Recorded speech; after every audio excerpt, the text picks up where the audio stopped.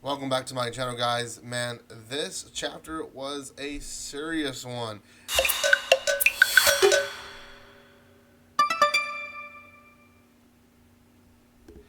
Thank you once again to Manga Otaku to reaching out through Twitter to me for and reminding me that this chapter was out. I didn't realize it was actually out, but it is the next chapter of Sachi-iro no One Room, and man, what a chapter! I will say at the end of this chapter and towards the end of this video, I'll be releasing a little bit of information that we've been waiting and waiting for out of this series. So if you want to know, make sure you keep up with this video.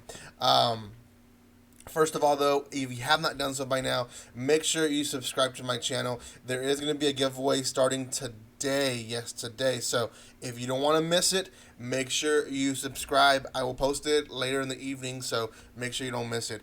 Also, guys, you can join in the TikTok and my Twitter account. They're pretty much easy to find if you use the links down below, as well as my Discord. It is open for anyone who wants to discuss and just talk about manga and anime. So yeah, okay, guys, this is chapter 43. Yeah, it's pretty amazing that I'm at chapter 43.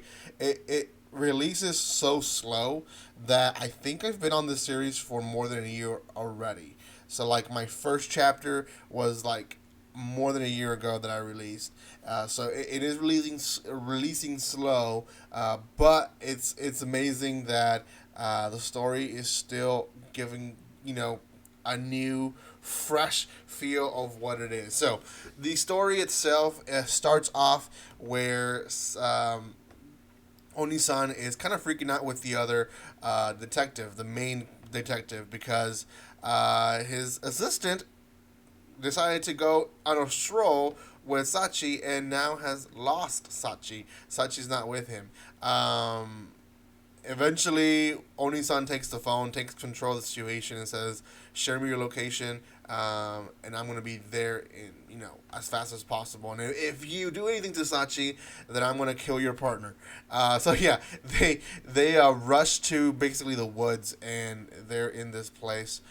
Finally, trying to investigate where she went. Now, the investigators are doing their own thing, and Oni-san, like he starts thinking like Sachi. So he's walking by where he believes she was walking, and then realizes that she probably slipped, and so he throws himself down while the detectives are still talking, and finds finally footprints. So in all this, Sachi is, she is, the previous chapter, the last we saw her, she was like staring straight at ropes where people had committed suicide.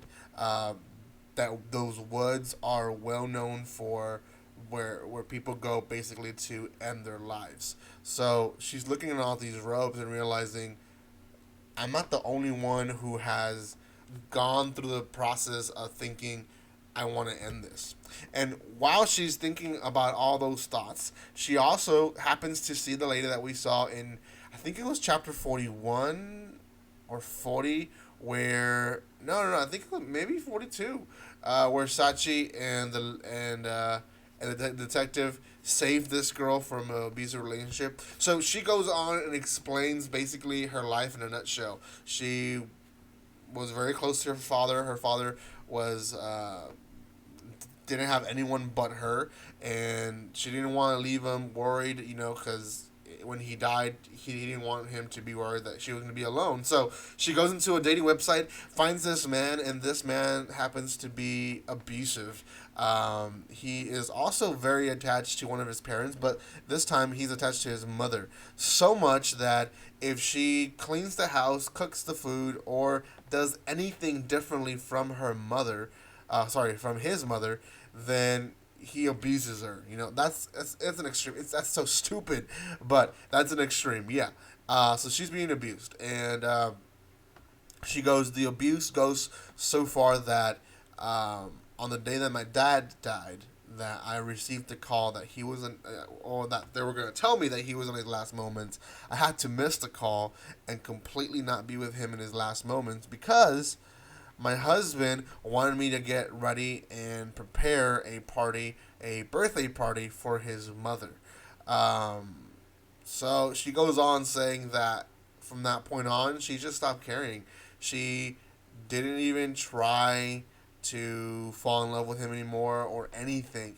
She's like, it didn't matter. The person that really loved me and cared for me, I couldn't be there for his last moments. Like, so that total abusement from people, it's so sad because it happens so often to so many, mainly women, but also men. I mean, men are also abused. In fact, a lot of men are abused and are the probably the ones that are the more scared to speak out because then their manhood is on the line, right? But anyways, we get the serious side of abusement, right? We obviously we've seen the serious side already from Sachi, but Sachi's realizing that she's not the only person.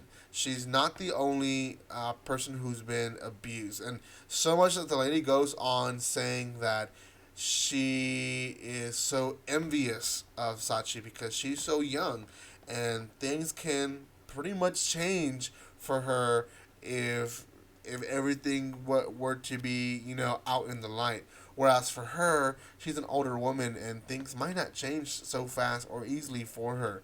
So Sachi goes in this, I guess, anger, uh, because she is so focused on how she thought or she was envious of everyone else being happy, having a normal life, having this, fantasy that she really wanted, and now she's in the other side. This woman is saying that she's envious of her. She's like, "How can you be envious of me? I've been abused. I've gone through all this." So she takes out her knives, like, "If you really want to end your life, then I'll end it for you." And the woman just smiles, like, "Yeah, thank you, sure." And before she's able to cut her or anything, Oni-san shows up and grabs her from the arm, and basically everything goes back to normal. Oni-san tells the lady, like, if you want to kill yourself, kill yourself. But it seems to me like you're taking this long because secretly or down deep inside, you want someone to come and save you. So do whatever you want. You can wait a few minutes and someone's going to come and save you. So she hesitates and is like, what do you mean wait to be saved? And then the detectives show up and save her from committing suicide. So that is from the main part. Now, the big shocker of the chapter is this. The last few panels of the chapter. Sachi and Oni-san are talking, having a conversation as I guess they walk away, or I don't know. And they're realizing they're a lot closer. Like, they're definitely, their relationship is developing into something that they maybe have not expected it to be. And Oni-san finally says, "I think I'm ready to tell you more about myself." And he reveals the name, Haru. Now, Oni-san says, "That wasn't my real name, but he called me by Haru." Now, remember, the he is this guy that we've seen sprinkled in throughout the entire series this far, that we don't know much about him other than he was basically kind of like a mentor or like a father figure to him and kind of helped him out in being what he is now. So at this point, that's kind of all we know. And now we know that he used to call him Haru. And it looks like chapter 44 is going to be an entire flashback of him explaining how he became the person that he is. Now, I'm excited for that, and we'll see what happens. Now, this chapter in itself was great for multiple reasons. One, it shows that, envy works both ways. A lot of people hate themselves for feeling envy of other people. And obviously, envy is not a good thing. When you're envious of someone so much that you do evil to them, obviously that's not a good thing. But we tend to forget that being envious of someone is also a very human thing that we have. It's an emotion that every human being gets in one point of their lives. So it's so healthy to get yourself to that point and realize that, yeah, you might get envious sometimes. That's normal. What has to change in a person is not the fact that if you get envious or not. That's gonna happen, no matter who you are, no matter what position you are, or how young or how old you are. It's gonna happen. Envy is something that's gonna happen. What has to change is your reaction from that.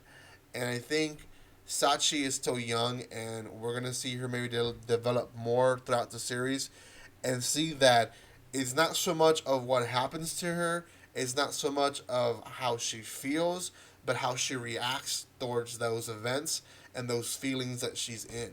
Um, and gosh, if that's not a lesson, I don't know what is. So I hope you learned something today, guys. Thank you so much for watching this video. If you have not done so, make sure you hit the bell button. I will be going live, or sorry, not live. I'll be posting a video today and showcasing the giveaway items. So make sure you don't miss that video. Thank you guys so much for your love and support. And again,